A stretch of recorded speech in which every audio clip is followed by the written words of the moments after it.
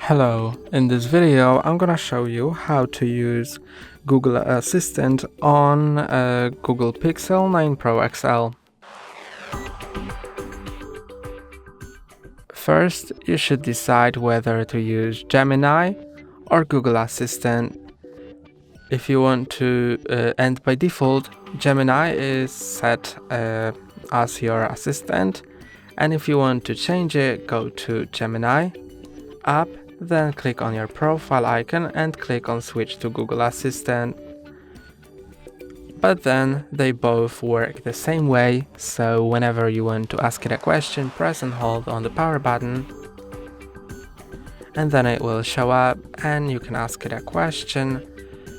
So, for example, what's the weather today? It'll be rainy with a high of 26 and a low of 11. Right now it's 19 and cloudy. And that's all for today. Don't forget to like and subscribe. See you next time.